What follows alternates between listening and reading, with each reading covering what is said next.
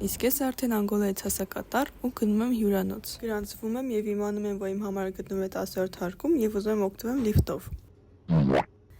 որը չի աշխատում։ Ալո։ Բախտս բերեց, որ կա երկրորդ լիֆտը, որով ես օգտվեցի եւ մտա իմ համարը։ Սենց հետաքրքիր տեսարան եւ հետաքրքիր փաստ պիրսինգից ես ջուր ա կաթում։ Իսկ հիմա ամենակարևորը։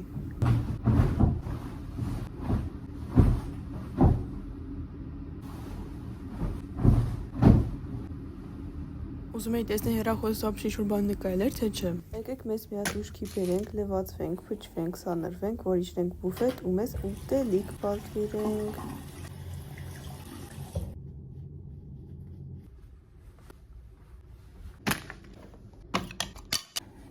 Վերջ, սիրունացանք, դզվեցինք, փչվեցինք եւ վերցնում ենք ամենակարևոր թուղթը, որ պատվեր անենք։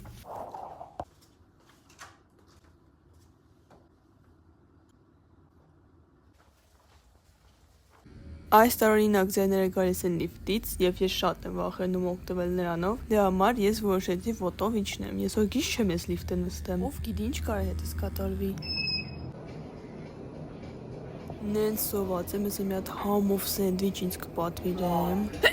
Բուֆետը մերժեց իմ սոված տամոքսը, որովհետև պատվերը պատրաստ կլինի ժամը 4-ին, իսկ ես 3:40 պետքա դուրս գամ։